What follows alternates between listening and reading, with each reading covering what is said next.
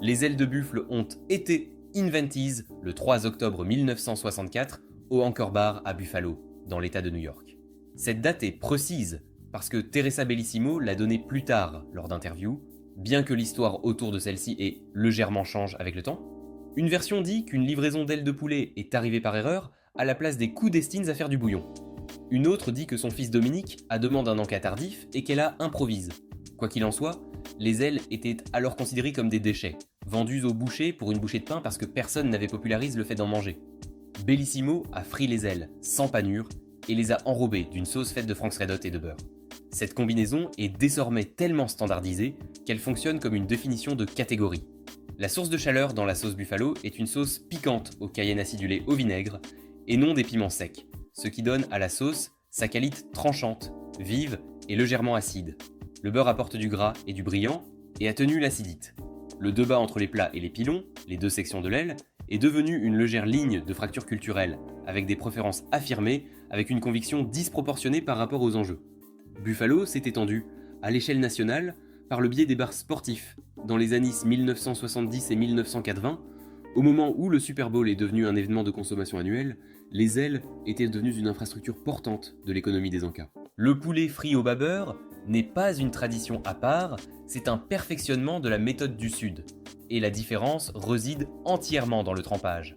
Les morceaux de poulet restent submergés dans du bas beurre pendant 2 heures à 2 jours avant de toucher la moindre farine.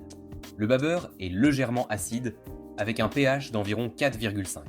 Cet acide décompose les protéines de surface de la viande, desserrant la structure des fibres musculaires sans la cuire. Le résultat est un poulet qui reste moelleux sous une chaleur qui sinon la sécherait. Le bas beurre fait aussi office de colle.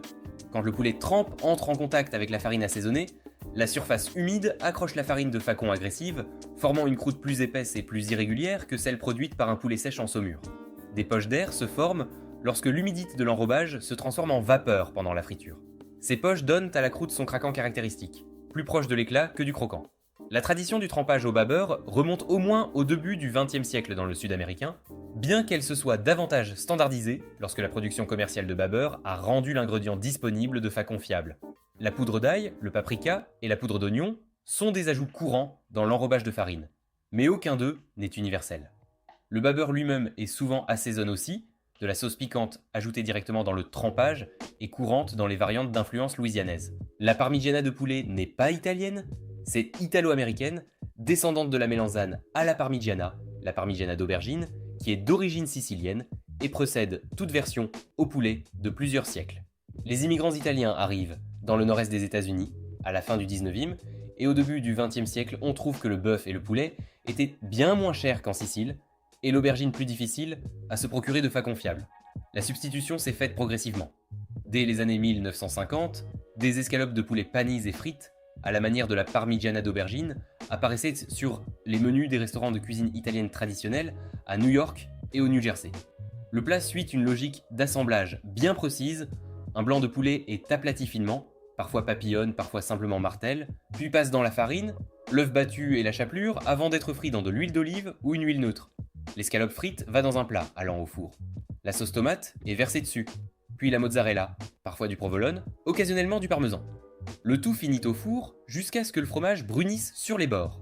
Le nom fait référence à Parme, mais aucune version de ce plat, sous quelque forme reconnaissable que ce soit, n'existe à Parme. Le fromage parmesan est le lien tenu. En Australie, où le plat est arrivé avec l'immigration italienne d'après-guerre, il est devenu un classique des pubs appelle le parma ou parmi, servi avec des frites et une salade, débattu selon les régions avec un sérieux normalement réserve aux questions constitutionnelles. Le Karaaj, prononce Kara Agay, design une technique de friture plutôt qu'un plat spécifique. Mais dans l'usage moderne, il design presque exclusivement des morceaux de taille bouchée de cuisses de poulet dessaucées. La marinade vient en premier. Le poulet trempe dans de la sauce soja, du saké, du mirin et du gingembre râpe pendant au moins 30 minutes. La sauce soja apporte du sel et de l'umami, le saké attendrit et le gingembre neutralise toute note de gibier provenant de la cuisse. Après la marinade, le poulet est enrobe de fécule de pommes de terre plutôt que de farine, puis plonge dans de l'huile à 170 ou 185 degrés. La fécule de pommes de terre frit jusqu'à former une fine coque rigide qui craque sous la dent. L'intérieur reste densement juteux, parce que la cuisse retient mieux le gras que le blanc sous la chaleur. Le carrage apparaît dans les documents culinaires japonais depuis le début de la période Edo, bien que les premières références concernaient souvent du tofu frit ou du poisson plutôt que du poulet. Le carrage de poulet, dans sa forme actuelle, s'est répandu après la Seconde Guerre mondiale, lorsque la production avicole nationale s'est considérablement développée. C'est désormais un élément incontournable des bento, des épiceries et des izakaya, avec une fréquence qui en fait moins un plat qu'une valeur par défaut. La mayonnaise et un quartier de citron sont les accompagnements standards, le citron coupe la richesse de la marinade à la sauce soja, et la mayonnaise ajoute une richesse gras sur gras qui est plus intentionnelle qu'il n'y paraît. Le poulet KFC est frit sous pression, ce qui n'est pas la même chose que la friture classique, et cette distinction a son importance.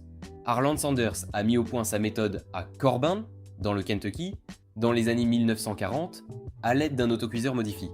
La friture classique à pression atmosphérique prend de 12 à 15 minutes pour le poulet avec os. La friteuse sous pression de Sanders ramenait K à environ 8 minutes, tout en préservant l'humidité à l'intérieur de la viande. La croûte se forme plus vite que l'intérieur ne sèche. Le résultat est un poulet avec une croûte fine, uniforme et dorée pâleur. Rien à voir avec la surface irrégulière et cloquée du poulet frit du sud en fonte. La recette originale de Sanders comprenait 11 herbes et épices, une formule qui fait office de slogan marketing depuis 70 ans. La formule exacte est propriétaire et conservée dans un coffre-fort physique à Louisville, dans le Kentucky, dont seule une poignée d'employés de la société détient l'accès à un moment donne. Sanders a vendu la société en 1964 pour 2 millions de dollars, puis a passé des années à critiquer publiquement ce que les nouveaux propriétaires avaient fait à sa recette. Il a appelé la sauce un bouillon de vase, le modèle de franchise que Sanders a inaugure, concédé la recette sous licence plutôt que de posséder les restaurants, est devenu le modèle structurel de toute l'industrie américaine de la restauration rapide. Le seau lui-même a fait ses débuts en 1957. Introduit par un franchisé qui avait besoin d'un contenant assez grand pour tenir des commandes familiales sans que les sacs s'effondrent, le poulet frit Corinne est frit 2 fois, et c'est ce deuxième passage dans la friture qui fait toute la différence.